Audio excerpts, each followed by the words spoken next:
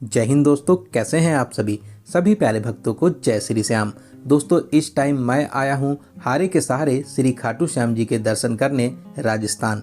तो दोस्तों, आज के इस खास और इन्फॉर्मेटिव वीडियो में मैं आपको खाटू श्याम जी के दर्शन और यात्रा की संपूर्ण जानकारी शेयर करूंगा। अगर आप भी श्री खाटू श्याम जी के दर्शन करने राजस्थान आने की प्लानिंग कर रहे हैं तो ये वीडियो आपकी बहुत हेल्प करेगा। इस वीडियो में हम लोग बात करेंगे आप यहाँ तक कैसे पहुँचेंगे, यहाँ पर रुकने के लिए आपको होटल या धर्मशाला कहाँ पर लेना चाहिए, यहाँ पर दर्शन करने का सही तरीका क्या रहता है, यहाँ पर खाने पीने की कैसी व्यवस्था है और वीडियो के लास्ट में बात करेंगे संपूर्ण बजट की। तो A to Z complete information के लिए वीडियो को बिना स्किप किए पूरा जरूर देखें। तो चलिए आज मेरे साथ दर्शन करिए खाटू के नरेश श्री श्याम बाबा जी के।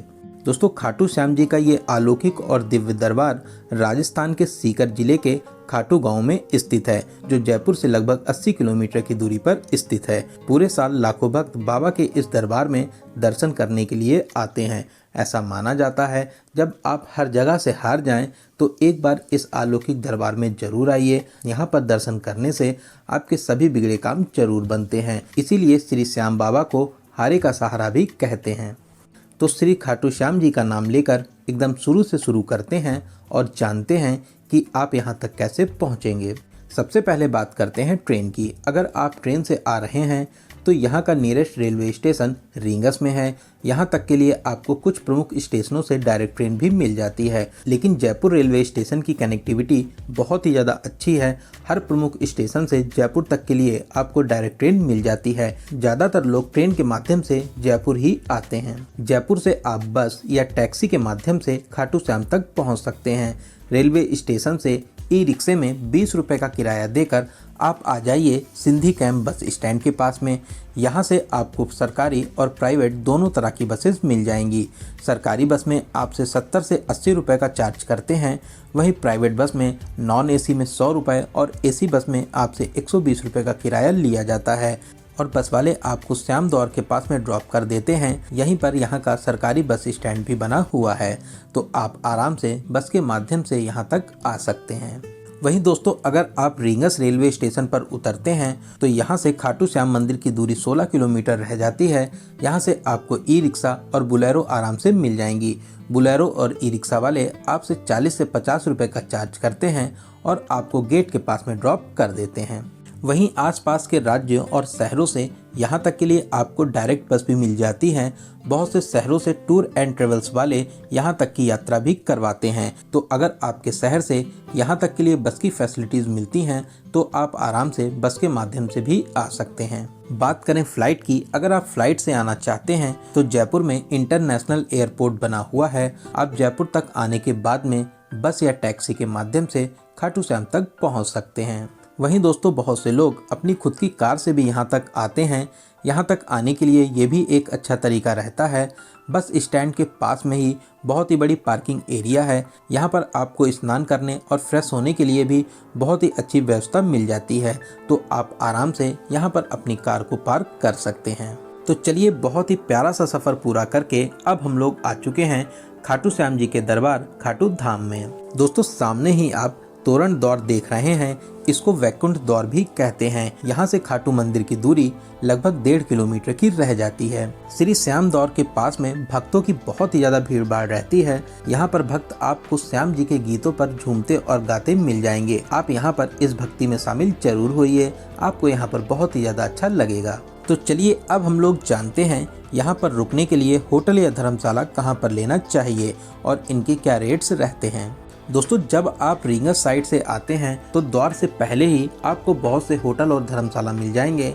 अगर आप उधर लेना चाहते हैं तो आप वहां पर भी रुक सकते हैं। वहीं श्याम द्वार के आसपास भी आपको बहुत से होटल और धर्मशाला मिल जाएंगे। यहां से आप 50 मीटर आगे बढ़ते हैं तो यहां पर आपको बहुत से धर्मशाला मिल जाएंगे। यहां पर आप गडिया धर्मशाला, झुंझुनू धर्मशाला, वहीं इसी धर्मशाला के पड़ोस से गली में अंदर वृंदावन धर्मशाला भी बना हुआ है, जो बहुत ही बड़ा धर्मशाला है। यहाँ पर आपको कार पार्किंग भी मिल जाती है। यहाँ पर रूम्स के रेट 800 से स्टार्ट हो जाते हैं, जिसमें आपको 4 बेड की फैसिलिटीज़ मिलती है।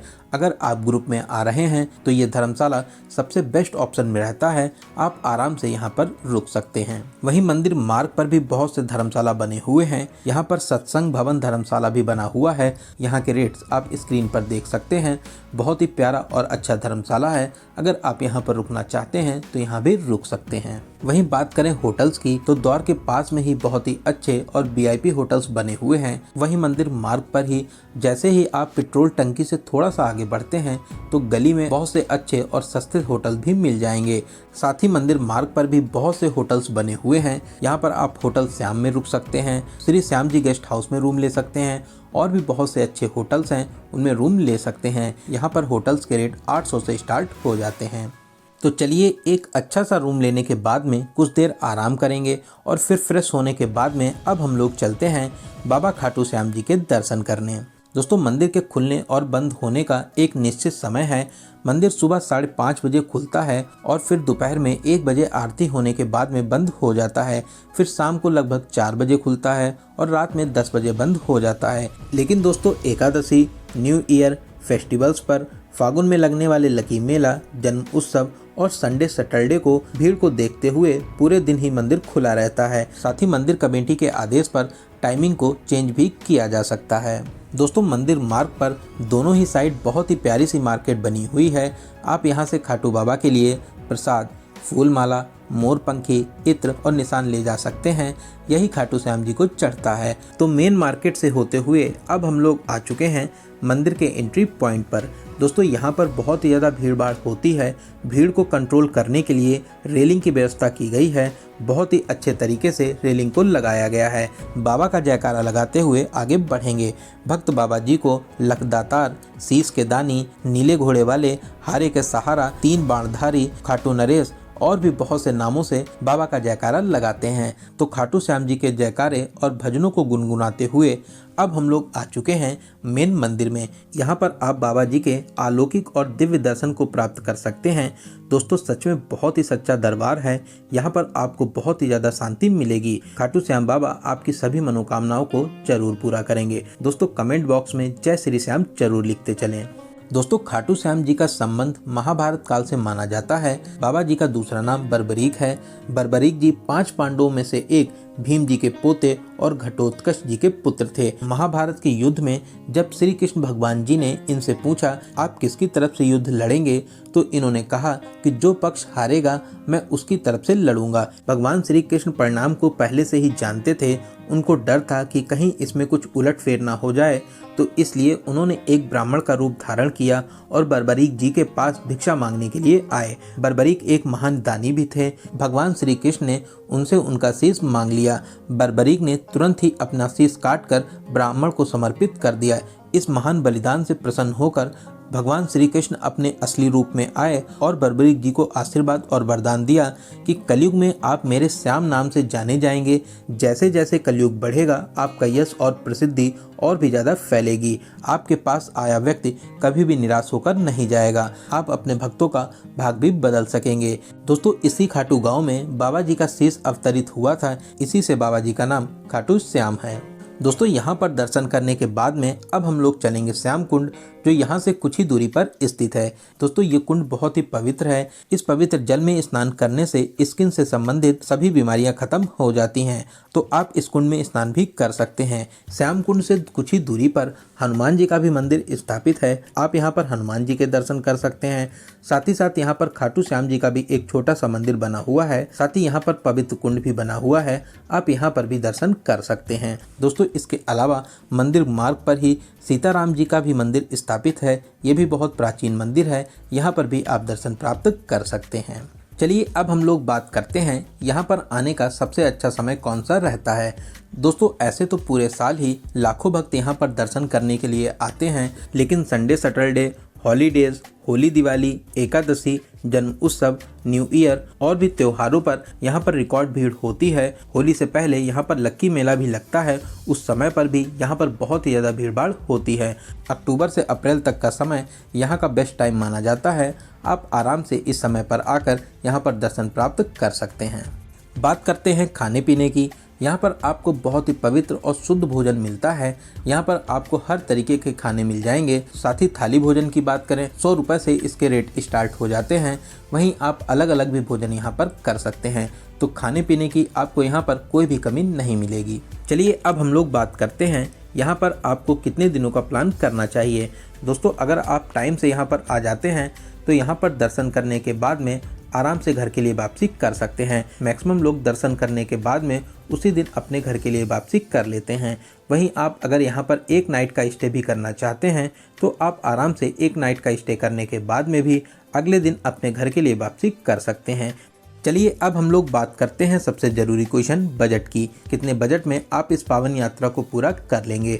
दोस्तों, मैं मान के चलता हूं कि आप कम से कम 2 या 3 लोग तो यहां पर दर्शन करने आएंगे ही आएंगे। साथ ही अगर आप एक नाइट का स्टे बनाते हैं तो आप मान के चलिए कि 1200 से 1500 पर पर्सन प्लस ट्रेन टिकट, इतने बजट में आप बहुत ही अच्छे तरीके से इस यात्रा को पूरा कर लेंगे। वहीं आपके पास में अगर बजट की कोई भी प्रॉब्लम नहीं है तो आप जयपुर से टैक्सी के माध्यम से यहाँ पर आ सकते हैं। साथ ही बहुत ही VIP होटल लेकर अपनी इस पावन यात्रा को पूरा कर सकते हैं। तो दोस्तों, यहाँ पर मैंने आपको खाटू श्याम जी की यात्रा और दर्शन की हर एक छोटी बड़ी जानकारी को बहुत ही अच्छे और सही तरीके से बताने की पूरी कोशिश की है। अगर फिर भी आपके कोई क्वेश्चन रह जाते हैं तो आप हमें कमेंट के माध्यम से पूछ सकते हैं। बहुत ही जल्दी आपके कमेंट का रिप्लाई दिया जाएगा। वहीं दोस्तों, अगर आपको ये जानकारी अच्छी लगी हो तो वीडियो को लाइक और शेयर जरूर करें। साथ ही साथ अगर अभी तक आप अपने चैनल यात्रा मित्र से नहीं जुड़े हैं तो प्लीज़ चैनल को सब्सक्राइब जरूर करें। साथ ही साथ बेल आइकन प्रेस करने के बाद में ऑल नोटिफिकेशन को जरूर क्लिक करें। तो चलिए दोस्तों, अब मिलते हैं किसी ऐसे ही इन्फॉर्मेटिव वीडियो में। तब तक आप अपना और अपने परिवार का बहुत ज़्यादा ख्याल रखें। आपकी यात्रा सफल, सुगम और मंगलमय हो। जय हिंद, जय भारत।